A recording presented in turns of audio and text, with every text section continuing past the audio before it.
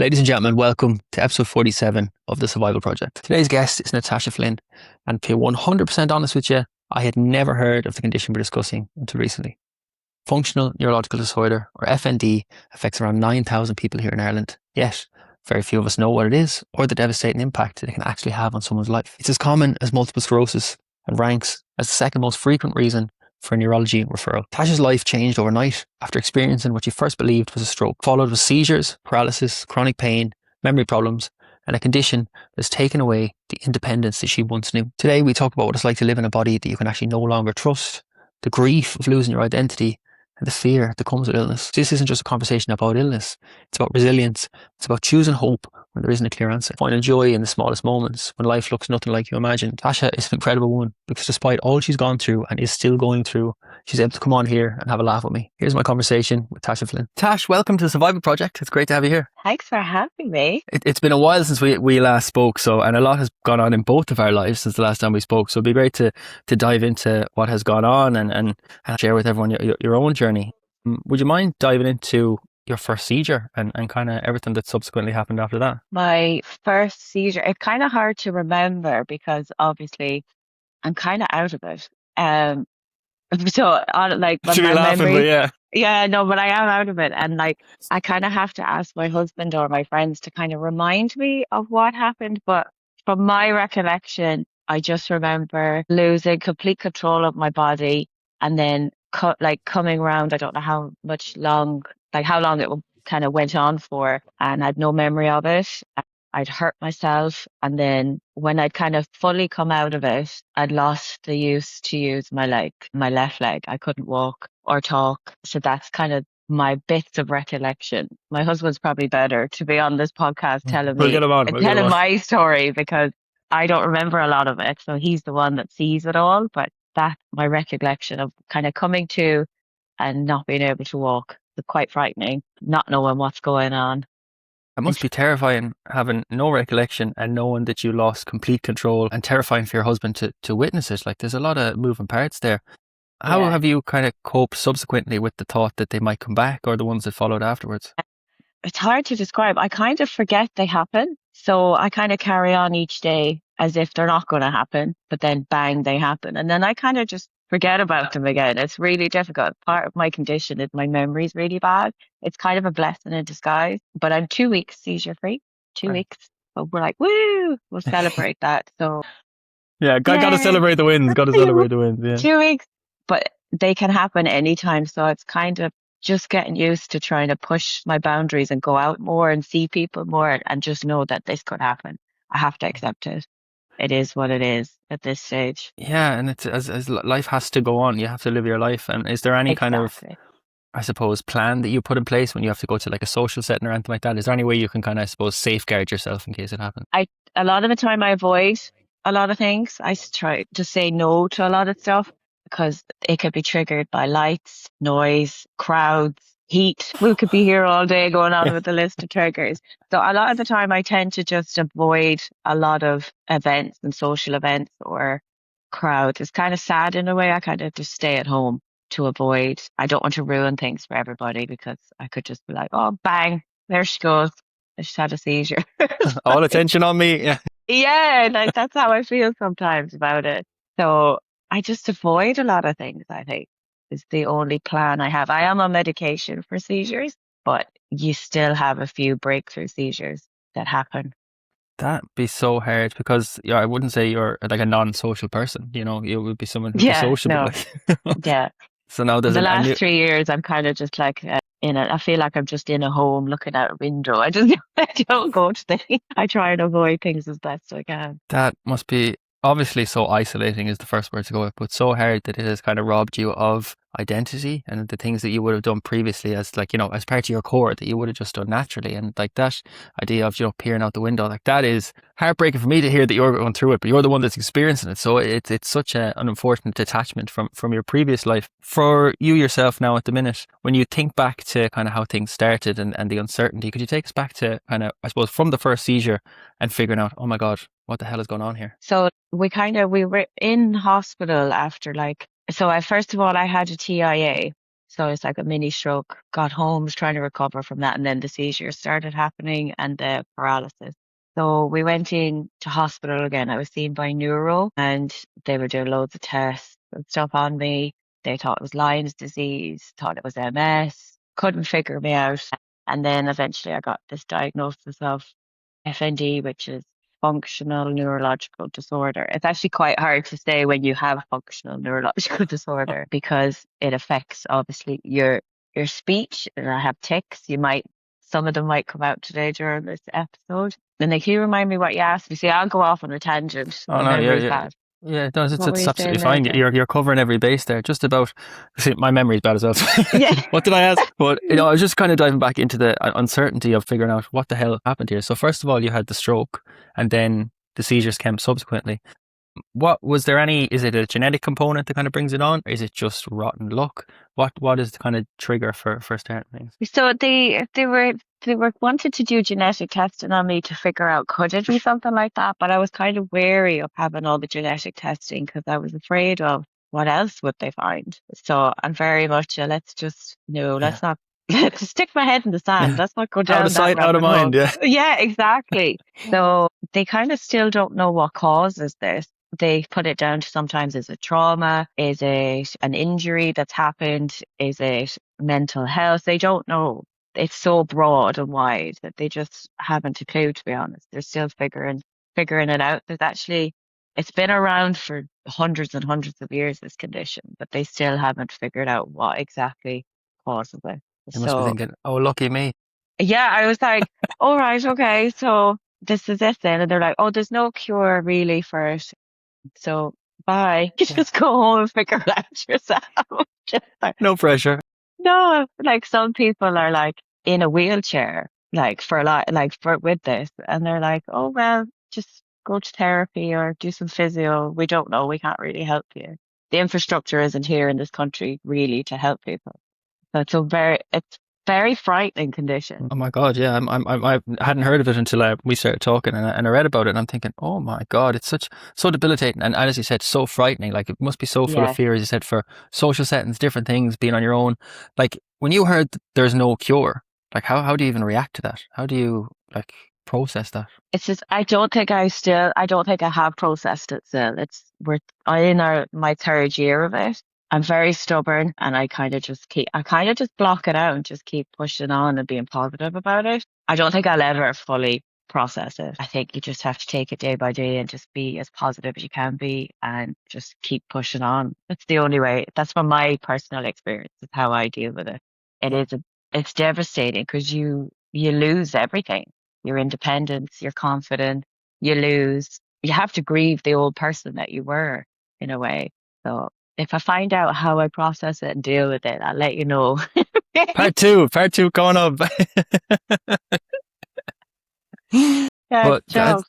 as you said, devastating. Like that is, I don't have the words to even kind of dive into that, but devastating is the only thing that I can think of that perfectly sums it up. As you said, for someone who's like me, is the first time they've heard of FND, what does a day look like for you? Well, a day for me, I get up, I'm in constant pain. Um, I have tremors. That's just a good day. That's a good day. Fuck. On a really bad day, you're talking, I can't walk. I can't talk. I could have the seizures aren't as many anymore because I'm on medication, but I could have had from anything from 15 to 20 seizures a day Ooh. where I stop breathing. Like God love my poor husband. He really loves me. Like he's had to be like I'm married well. Like it's just terrifying every day. But I think now I'm on my third year, I just try and push through and try and show up for myself at the best as I could be. Like as I work 3 days, that's hard, very hard. Hairdressing isn't easy anyway. Gee, I know, try going blind in one eye and try to do a haircut, but they don't, they don't know. That baseline's fine. Don't worry. Yeah, but like I am so blessed to work at AdTech with Tom. Like he's one of my best friends, and he sees me suffering, and he knows that I'm pushing myself too hard, and he'll just be like, "You're wearing your Elton John glasses." I wear glasses with different colored lenses. He'd be like, "You're going home," but like No. clients that sit in my chair don't know I have a disability, don't know I'm in pain, don't know I can't see while I'm cutting their hair. They do now. We'll blur this out. We'll blur this out. They do now. You'll have to do an AI voiceover of my face. But I don't want to give up that bit of me that I refuse to just give up and just sit at home. Like I have to push on. I have to live a life. And I love hairdressing and I love making people feel really good about themselves. And you can't make it all about yourself. You know yourself, you've done it. You can't be like, oh God, I'm in so much pain today. You can't say that to your client. No, So no. it's But difficult. yeah. I'm just going to do a full head of highlights here and tell you how sore I am all day. No, it just Yeah, doesn't work. Like, exactly. they're there I'd to love complain to to. you, not the other way around. Yeah. And that has an effect too, like Yeah. listening to like trauma and stress. Like I try not to take that on because then I'll be like, start ticking. Like I have had episodes of work where my tics are mental. I could just throw my arm up or I'll start shouting or I start winking like this quite a bit or it's The like male we clients kind of, are getting the wrong impression. yeah, I'm like coming on to them. But like we make a laugh out of it in work. I'm very blessed of where I work. Not many businesses would be so supportive. But then I laugh. Humor is my coping mechanism. I laugh it all off. But like, it's hard. It's very, very difficult. I Yeah, have a special stool in work that I sit on. I sit down. the Queen's chair, yeah. Yeah, my special stool. Well, as you said, humor as a coping mechanism, it's one I've used all through my life. Like you just kind of have to laugh at it. I remember my mother, we came out of an appointment years ago and I asked her, could we get a Supermax? And she said to me, do you think I'm shitting money? And I was like, well, I was only 11 or something like that. And I was like, well, we'd be really rich if I was, you know, it's like, it's just from the get-go. You In need fairness, it. yeah, if you can't laugh at it, you'll cry at it. And maybe we'll do both at the same time. But Yeah. well, I just want to touch on the support network you have, and like you have a fantastic man in your life and a fantastic boss, another man in your life. You know, it's great to have Yeah. good people in our life. Good men. Good men, good boys. But it must be so tough for you yourself. Obviously, you're the one that's experiencing it and going through everything that you're going through. But for the people in your life to have seen the change and trying to support you through it, how has it affected your relationships with people and kind of how you can show up in them? I think for myself and my husband, God love him, like he was terrified. Like he still is. Like it has been a long time where he'd have to bring someone to come stay with me at the house so he could go to the gym. Like he's told me he's been up all night watching me sleep in case I stop breathing or have a seizure in my sleep. It's taken a massive toll on him. Tom, God love him. I put him through the ringer, but I'm blessed that he's one of my good friends. I think like he left work when he'd come out and stay with me to comfort me. My family are amazing. I have great friends, but I do feel like a burden. I feel like I'm the one that has to be like, can you come pick me up? Because obviously I'm not allowed to drive now with the seizures. So I just feel like a massive burden on people. Probably going to get upset now. It's all right. As we Uh, say, don't worry. yeah, I yeah, I do feel like a massive burden on people, and I feel like I have lost friendships because obviously people don't understand. I'm saying no to a lot of things. I can't go to your birthday. I can't go to every event, and I'm always sick. I'm the sick one or the disabled one. And so like it has had a huge impact. It's had a huge impact on my family. Like my mom, my brother, my granddad, they're terrified. Anytime I say I'm not well, they think, shit, here we go, something serious. So it's been tough. It's been tough on everyone around me. Yeah. And I forget that they see the seizures. I'm out of it. And I come round and like, why are you all so upset? You know, like, it's grand. It's me that it happened to. But obviously, they've seen it. And it's obviously very frightening for them. Yeah, Yeah, for I that. do laugh it off a lot, but it's had a huge impact. It's a living nightmare. Yeah, there's no other words for it. And just things that you said there. I know my mother collapsed a few years ago and she just collapsed. We didn't know what was wrong with her. Dad found her in the kitchen lying on the ground and Oh, she recovered and got back. But Dad would often say this. He'd be listening to her breathing at night. It's like your husband's doing and staring at her. Mom wake up and be yeah. like, what the fuck are you looking at? The poor man's terrified. Yeah. Yeah, absolutely. And it has taken time for him to, I suppose, relax into it a little bit. And in my own journey, I completely get what you're saying about being a burden. Because Yeah, if I say I could have a hangover and say there's a pain in my stomach and everyone freaks, being like, oh my yeah. God, no, you're going to be in the hospital. I'm like, no, it's just because I had a kebab at 4 o'clock in the morning after 10 pints. I've done something I shouldn't have. Yeah. Exactly, but that really speaks to the fear, unfortunately, that our conditions can cause those around us. But in the sense of Yeah, burden, I've spoken to all my family about this, about being like, and like I have been on the verge of breaking down, being like I at the times where I felt I couldn't do it anymore, because not that I felt I couldn't go through it anymore, but I felt like such a burden to them. to And them, that was yeah, the hardest thing. 'Cause I like, as much as we think, oh, I can't go through this is so horrible. There's a deep down part of you that knows you can, but it's the other kind of the extras, the peripherals, the effect that it's having on the other people. And my family said to me, we'd much prefer you to be a burden on us than not be a burden on us. And it was oh, yeah, it was the thing. And I'm sure it's the same for your family, like the way your husband's able to show up for you and everything, because us being there is so much more important, as the human beings that we are. And it took me a long time to, not to be preaching to the choir or anything like that, but it took me a long yeah, time to accept that there's a reason these people are there for us and love us and are willing yeah. to to go through it all with us. But it's a very hard place to be in It, it is. today. And for you yourself, I suppose I'm working on like the mental health aspect and the physical. They're so tied together, and I feel that when the mental is strong, you can really tackle the physical. But unfortunately, the physical then kicks the shit out of the mentals. Yeah. It's like, what are you doing yourself at the moment that you find has been a help to you to kind of improve your mental health? Well, I feel like my mental health is quite good. I've always been very positive. I'm stubborn, but I'm very positive. But I've kind of started, FND just takes over your whole life. You have to slow down. So I was, this is probably going to sound very bad. I've become more woo-woo. Yeah, you and me both. Yeah, more woo-woo. So like I started like gardening. I really like now I might kill half them, but I'm enjoying the process of planting stuff, trying my best. I've got sound bowls. I'm starting to kind of get into meditation more, trying to slow my body and my mind down. Yeah, trying to be a lot more woo-woo. Yeah, there's power in the woo woo. Yeah. There really is. I used to be so skeptical, but now I'm like, hey, something in this. Fact, and I think when we go into the depths of it, you get really lost, and you're looking for something to kind of pull you out of it a bit, and we have to, as you said, slow down a little bit and see what else can do it, and that's what caused me to dive into the woo woo, and the woo Yeah. woo is the reason I'm here today. It has definitely been a massive like meditation, breath work, slowing down. I haven't got the green fingers yet for the garden now because I would Yeah. probably scorched earth would be what I'd leave behind me, but. Yeah, they're amazing practices to, as you said, slow down. And for me, brain fog was one of the most debilitating symptoms I ever had, to the point where I went to the doctor copious times being like, I have early onset dementia. I've Googled my symptoms.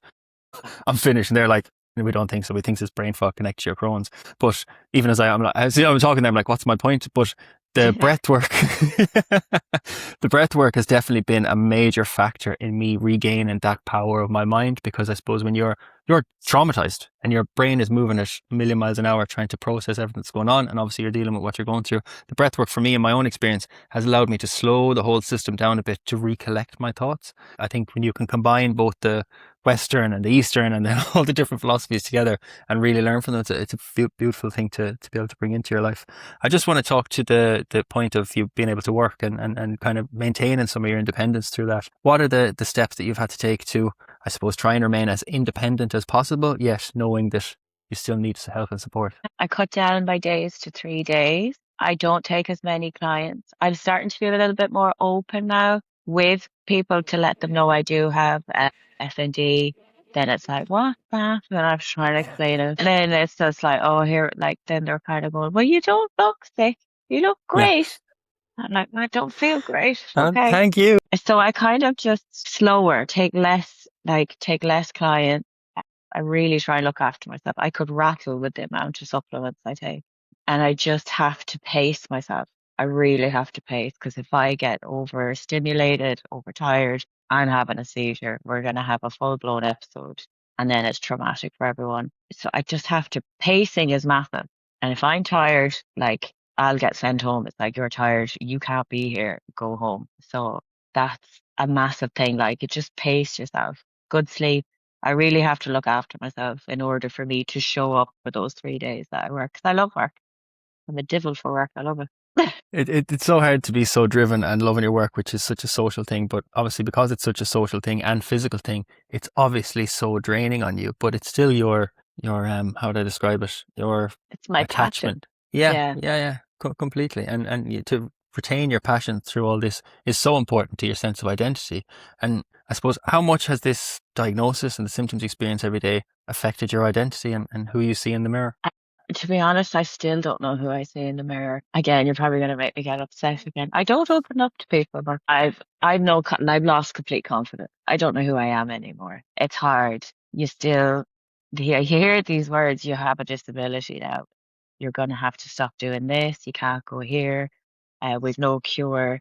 Like, I think I'm still in the grieving process of it all. Like, it's all well, like, I think I kind of hide behind making people feel good about themselves so I don't have to address the issue of me as well. I don't know, can you identify with that because you were in the same industry yourself?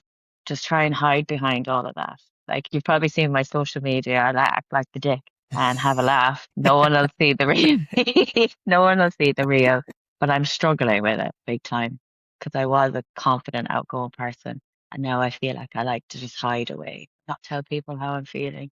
Yeah, it's been a massive hit on my identity. I suppose you identify as a social outgoing person, whereas now that social outgoing person is a mask that you put on because that's not who you feel you are at the Yeah. moment. You nearly have to pretend to be yourself. And I completely get that. I have 2 masks tattooed on my chest. I'll whip the top off now for Yeah, woo!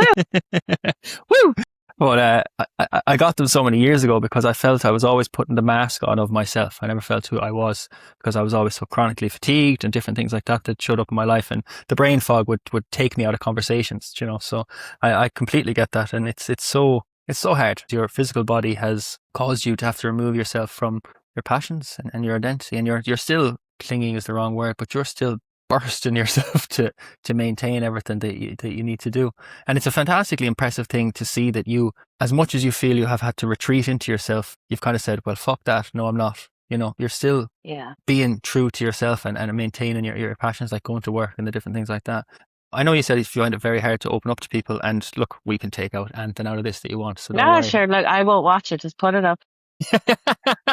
Out of sight, out of mind again, you know. It's like when me and Tom did our podcast. We never listen. Like, just throw it off. Just throw it off. Something. Just don't look at it. It's all right. We might get cancelled. It's fine. Just throw it up. Yeah, just throw it off. Fine. Yeah. I just want to dive into a little bit. You find it very hard to open up to people, and it's something that I myself found it very hard to open up. And I found the more that I buried all these things, the more it kind of came out in other ways. For me, when as a teenager, I think this is not going to be pertinent to you, whatever, but I became violent because I wasn't letting the words out. Like I went drinking and fighting and all these sort of things, and that's how my pain manifested out of me. For you, when you find it, say you find it hard to open up, is it to find it hard to speak about what has gone on, or you just find it in general very hard to open up about things? I think I find it hard to open up about this particular condition and what's gone on with me for the last 3 years, because I just still feel there's a lot of, like, I can only speak on me personally. I'm still embarrassed by it.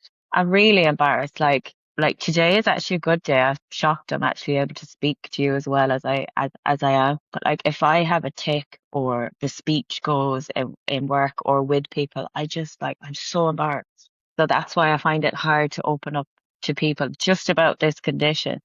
Previously, I'll tell you anything.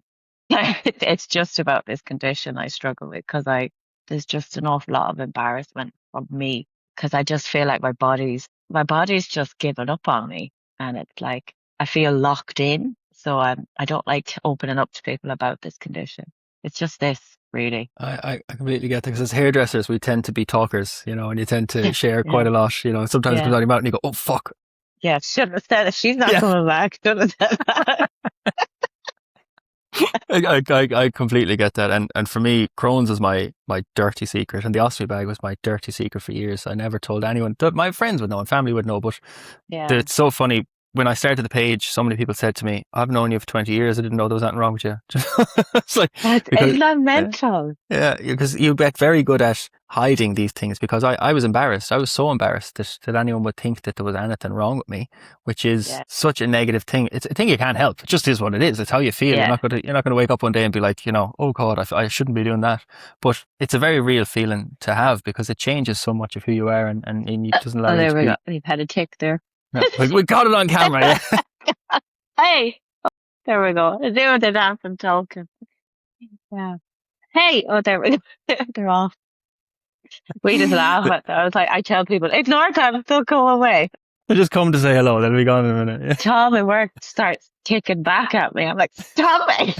You're making it worse. He's an enabler. Oh, he really is.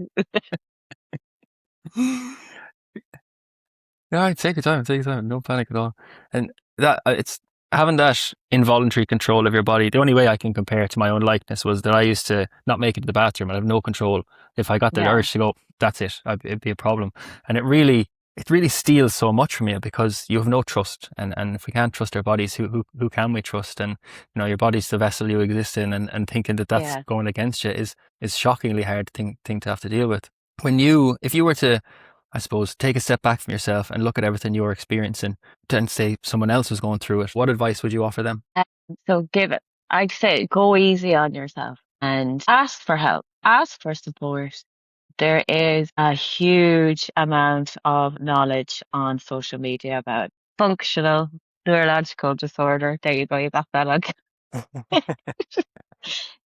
For people. People are really open and willing to help each other. And so I'd say ask for the help. I didn't. I was very embarrassed. Still am a little bit. This is huge for me coming on here talking to you about it.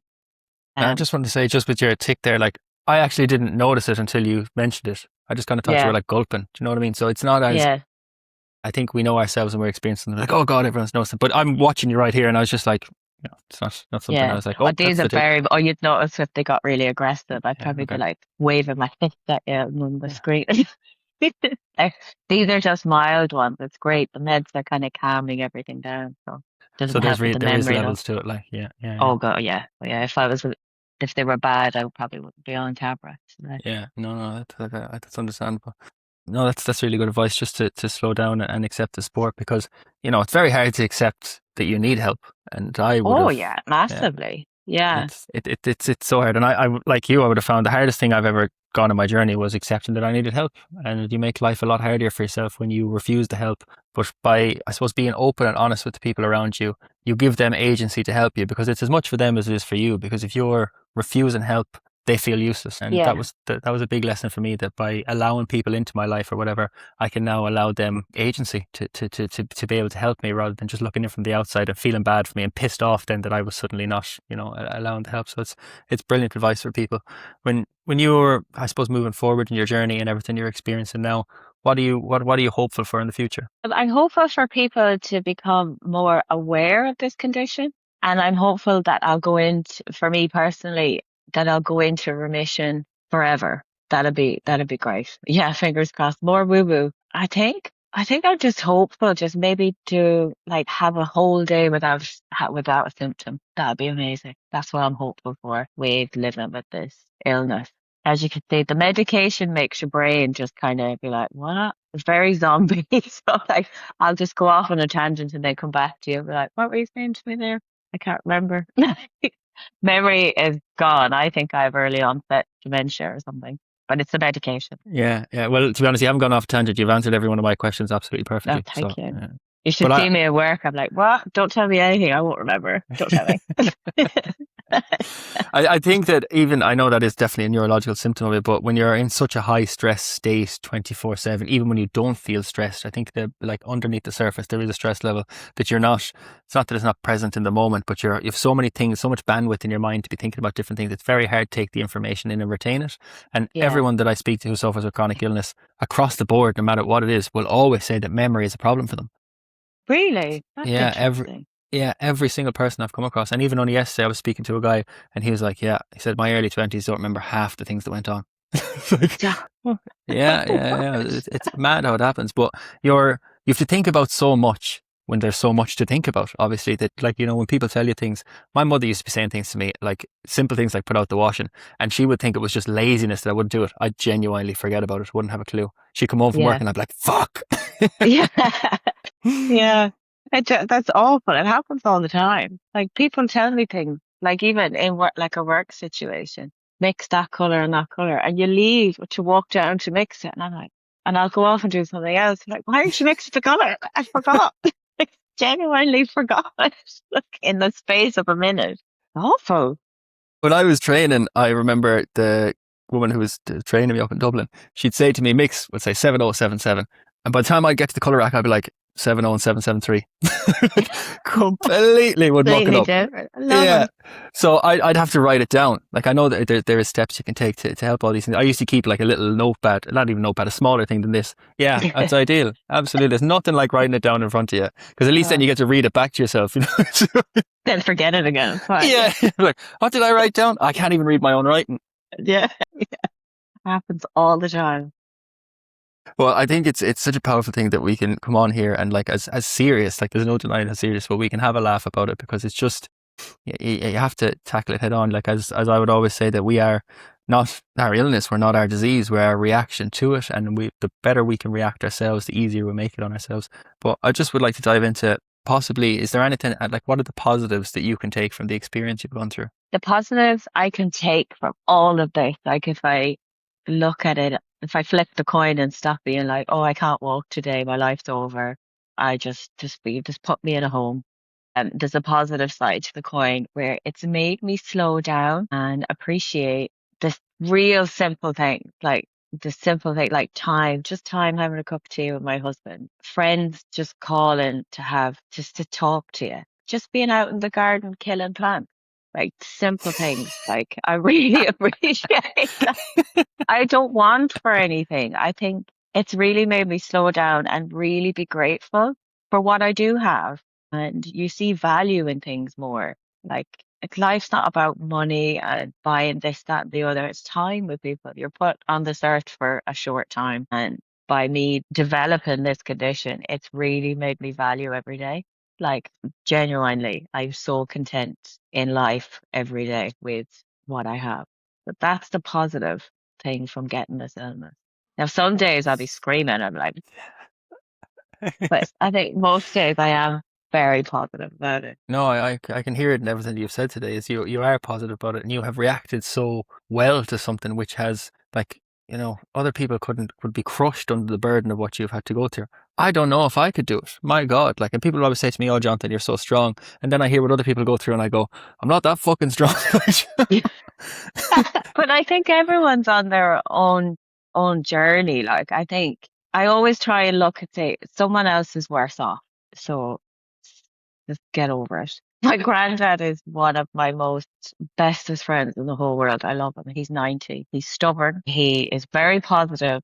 And there was a time, this is just great insight to him of why I'm positive. There's times where I should get a wheelchair that I could help myself around the house when I can't walk or a mobility aid. And I said it to him like, sure, I'll probably have to get a stick. And he said, the day you get a stick is the day you lie down and die. Like, just get on with it. So it's like, it's that attitude that just keep going, just be positive, just keep pushing through. Everyone has a tough time, but there's always someone else worse off. So try and be happy for what you have. No, that's absolutely beautiful, and it reminds me something of what Sarah O'Connor, a previous guest, said when her mother was diagnosed with Crohn's. The consultant said, "You have two options. You can either lie down here on the ground now and just accept that this is what your life is going to be, or you can tackle it head on." And I'm completely ad-libbing what that is, but that's essentially the nature of what it was.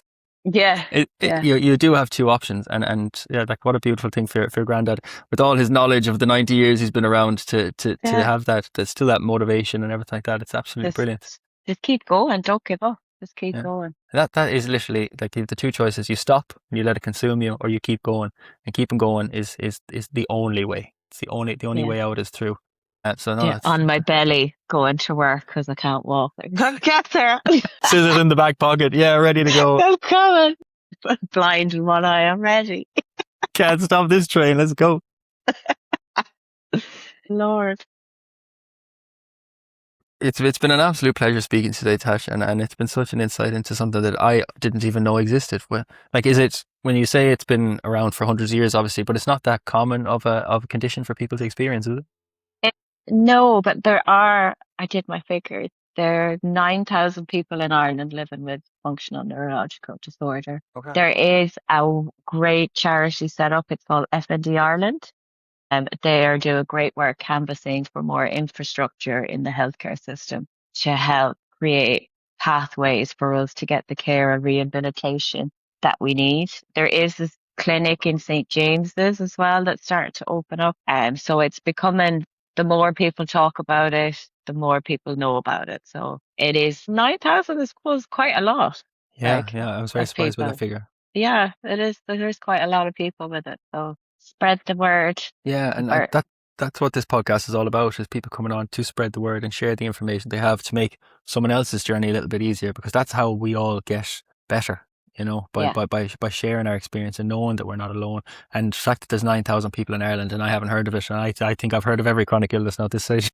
yeah, Shows how much that you think you know and then don't know, and how much there's so many people going through so much out there that isn't yeah. common knowledge. For hopes for the future, treatment wise and stuff, is there kind of anything maybe down the pipeline that could really help, or is there any Well, promises of? there is this. I've like been doing my research. There is this cool physio in the UK that kind of electrocute your body. Now, they probably wrong choice of words that I'm using, but like there's different types. There's Get different the types. jump leads out, yeah.